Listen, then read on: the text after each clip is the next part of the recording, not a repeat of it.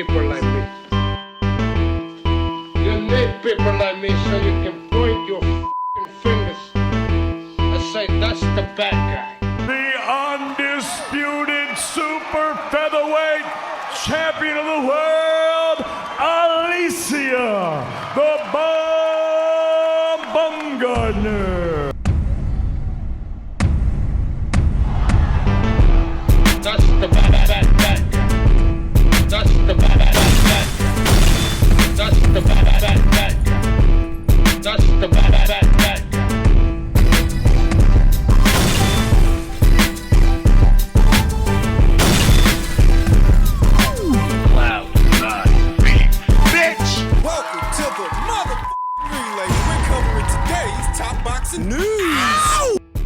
Okay, we'll start with this.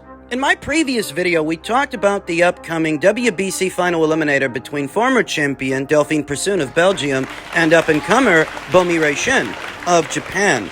And, you know, we talked about the fight between them, but we didn't talk about what this means moving forward, because irrespective of who wins... Remember, the winner of the fight becomes the mandatory challenger for Alicia Baumgardner. In my previous video, we talked about the similarities between Shin and Delphine Persoon, how they're both pressure fighters, how they both seem to have a lot in common, despite the discrepancy in age, that Shin is 9 years younger than Delphine, but they do seem cut from the same cloth. They go about fighting a fight the same way, and that essentially means that, irrespective of who wins, those same challenges. Alicia may have to face a pressure fighter, any way you slice it. Because they're both pressure fighters, Shin and Delphine Persoon. The relevance of that to this conversation is Alicia Baumgardner, she's a pure boxer. Pressure fighters tend to have a stylistic edge over pure boxers, and we saw that play out years ago when Alicia took on Cristina Linardatu. A pressure fighter, an aggressive pressure fighter, like Delphine and Shin are aggressive pressure fighters. A few nuances and differences aside, we saw what usually happens when you put a pure boxer in there with a pressure fighter. Alicia lost the fight. That was, 4 or 5 years ago, maybe more. I think it's safe to say that Alicia is a better, more well-rounded, and experienced fighter now than she was then. But she is a pure boxer. That still is how she goes about fighting a fight. Economic with her activity, only 1 and 2 punches at a time, creating space, moving around the ring, using it. Still more of a long-range fighter than a mid-range fighter. You can see in her fights that there is an emphasis on defense, that she is a more defensively-minded fighter than an offensively-minded fighter. Whereas with Shin and Delphine Persoon, it's the opposite. They're completely offensively minded. They don't know what defense is. Maybe it's just that their offense is their defense. They throw so much at their opponents, they don't give them room to work, time to breathe. Now, some may point to the Elham Mekhaled fight that Alicia Baumgardner just had as an example of Alicia taking the initiative, being aggressive, and letting her hands go. She showed aggression, showed spite, let her hands go, laid into her opponent. Her opponent was Elham Mekhaled. Right. But it's a little bit different when you're opposite the ring, Delphine Persoon. It is a little bit different when you're opposite the ring, Shin. Elham Mekhaled is not the puncher that they are. Not as big a puncher and not as relentless. Most may point to one particular round in that fight where Alicia Baumgardner scored 2 knockdowns on Elham Mekhaled, really laying into her. As an example, that Alicia Baumgardner herself can break away from that defensively minded pure boxer style to show some aggression, show some spite. But need I remind you that after that round, she was exhausted. She was noticeably tired, and Elham Mekhaled, because she was tired, was able to get back into the fight. So for how many rounds could Alicia Baumgardner fight like that? Just like that, the way she did with Elham Mekhaled. How many rounds like that can she produce opposite the ring Delphine Persoon or Shin, who are not going to stop coming after her? That is the trial for Alicia Baumgardner. Maybe she could afford to take more chances and be more spiteful, be more aggressive and more proactive with Elham Mekhaled. But it's a different gravy with Delphine Persoon, a different gravy with Shin. They're relentless. They're not going to stop coming after her. They're much harder to discourage, harder to hurt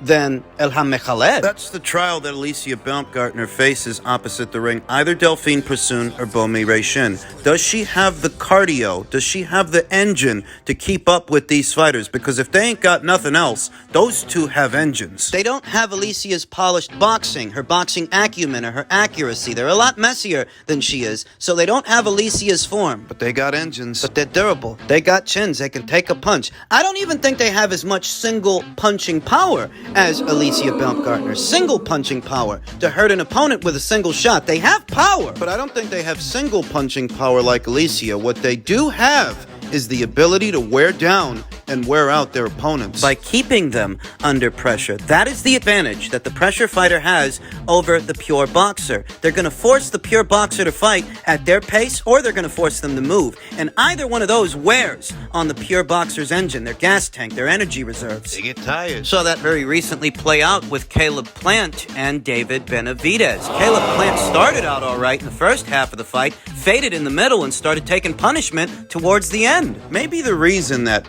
pure boxers focus on accuracy and efficiency, being economic, is because they ain't got the engine for a sustained attack. Pure boxers don't often throw punches to be throwing punches. They don't waste their punches. They take their time with their shots. But perhaps the reason they do that is because they don't want to gas out. I mean, we saw that play out with Rashidi Ellis and Roman Villa. Yeah, Rashidi Ellis, he started out all right, faded down the stretch, started getting hit. Opposite the ring, Bomi Shin or Delphine Persoon.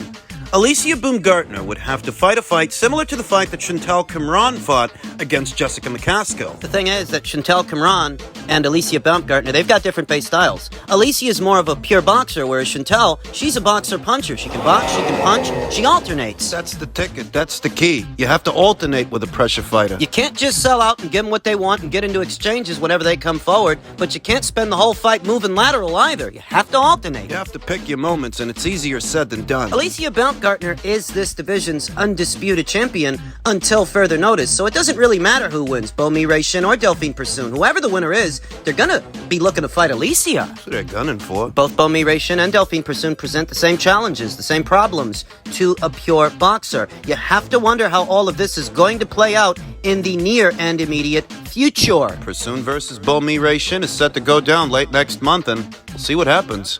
In men's super lightweight news, per a tweet from Mike Kopinger, sure you guys have heard already, star boxer Ryan Garcia and trainer Joe Goossen have parted ways after 3 fights, sources told ESPN. The last of which came versus Gervonta Davis. The pay-per-view event, Garcia's first, was a massive commercial success. He'll now campaign at 140 pounds, but no decision has been made on what he's going to do moving forward, or who's going to train him. He's looking for something in a trainer that he's supposed to find in himself, because he's already had 2 very good ones, Eddie Reynoso, Joe Goossen. Trainers with a level of experience at a certain level that Ryan hasn't even competed at yet when you think about it. The indictment against Eddie Reynoso, according to Ryan, is that Eddie didn't have enough time for Ryan, and Ryan perhaps needed a more personal approach. One would have thought that Joe Goossen, who's not that busy training fighters these days aside from Ryan. Joe ain't got that many star clients, as many as Eddie Reynoso had at the time, you know, Andy Ruiz, Oscar Valdez, Canelo Alvarez, Frankie Sanchez, Right. Ryan Garcia. Eddie Reynoso had a full plate. You could have made that argument, but Joe didn't. I mean, he didn't lose that fight to Gervonta Davis because of Joe, because of anything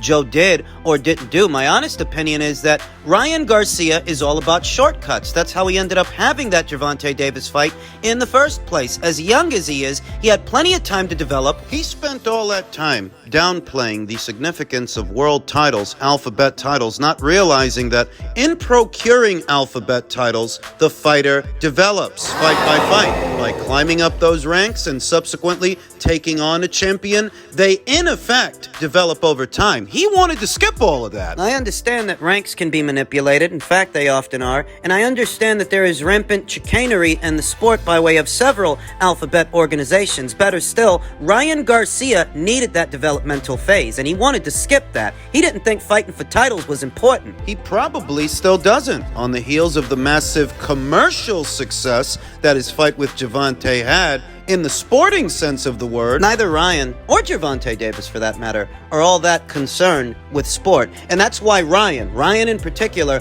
was not yet ready for that fight. And if that fight showed us anything, it showed us that for all Ryan Garcia's talk and hyperbole, he wasn't ready to share the ring with Gervonta Davis. He looked like a deer in the headlights. ideally, fighting for alphabet titles, getting ready to, is a grooming stage almost. It is. You develop the fighter over time from prospect to contender, contender to champion, champion to unified champion, maybe undisputed. It's a process. It is a necessary evil. Even if you yourself don't place much emphasis on alphabet titles, being able to win one, some, or all of them speaks to the level of skill the fighter has. It can, chicanery aside. Corrupt sanctioning bodies aside, if I tell you that, fighter A stands almost no chance of winning a world title at any point in their career, what does that say about a fighter? That he must not be very good. And I know what you're thinking to yourself. You're thinking to yourself, well, Rolly Romero's not very good, and he's probably going to win a world title in his next fight. Which is true, but that's due to chicanery. He's not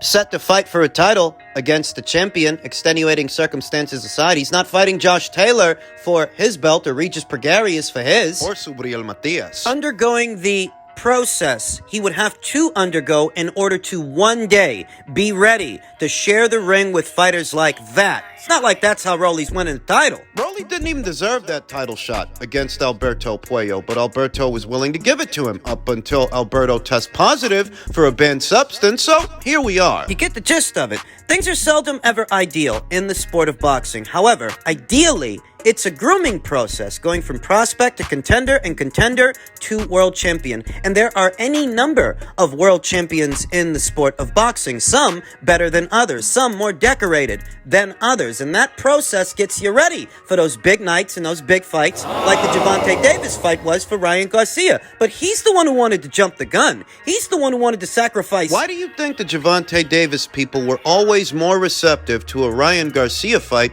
than a Haney fight or a Stevenson fight, a Lomachenko fight? Think about the 5 box office fights Gervonta Davis had before he had the one with Ryan Garcia. Right. And how none of those fights put up big numbers. A fight with Vasil Lomachenko would have did better at the box office than any of those fights than the fight with Rolly, Isaac, Hector, Leo. A fight with Vasil Lomachenko likely would have brought in bigger numbers than those numbers. Perhaps not as big as the Ryan Garcia fight, but bigger than those first 5 fights. Yet the Gervonta Davis people were never in a hurry, never in a rush to make that Vasil Lomachenko fight. They were, however, receptive to a Ryan Garcia fight. Why? Ryan's greener. Much greener than a Vasil Lomachenko, greener than a Devin Haney, greener even than a Shakur Stevenson. He's green. You couldn't ask for more. Here you have a guy who's green, who's open to doing this fight with you. He is. And he's more popular than those other guys. Not because of some guy that he beat or a belt that he won, not because of anything that he did in the ring, but because of his social media following. So you've got the highest reward for the least risks. In a nutshell, Ryan Garcia wasn't ready for that Gervonta Davis fight. That's why I didn't trust him to win. That's why I picked Gervonta Davis by way of knockout, even though I'm no fan of Gervonta Davis. But at minimum, I know Gervonta's more experienced than Ryan. Ryan's filling his head full of bullshit and fantasies. WPIX Josh Whedon shows and that kind of crap. Kid's head is full of crap. Like most of these teens and tweens in this generation's heads are full of fucking crap. He wanted to skip steps. He wanted to take shortcuts. A shortcut to a big fight and a shortcut to a big bag. And he paid for it. Congratulations. Congratulations! You got the big fight that you always wanted on the size stage that you always wanted to fight on. The caveat is, you fucking lost. And it ain't Joe Goossen's fault. It isn't. Sacking him doesn't address the real issue at heart, the real issue at hand. And the real issue, it wasn't Joe Goossen. It wasn't Joe Goossen any more than it was Eddie Reynoso. The real issue is Ryan Garcia. Kid needs to get his head on straight. He never struck me as dedicated, never struck me as a consummate professional due to the marquee value that he has. Marquee value that he didn't necessarily earn in the ring. It's a distraction. He's not going to be as hungry as somebody else. He figures he's famous already. He thought he was ahead of the curve, and he wasn't. Just in keeping with the theme of news at or around these weights, Devin Haney admits the end is near at 135 pounds, but may delay weight move to face Tank Davis or Shakur Stevenson. Haney admits that the only way he stays at 135 is for a fight with Shakur Stevenson or Gervonta Davis. That depends on how it goes May 20th, first coming out of the fight successfully,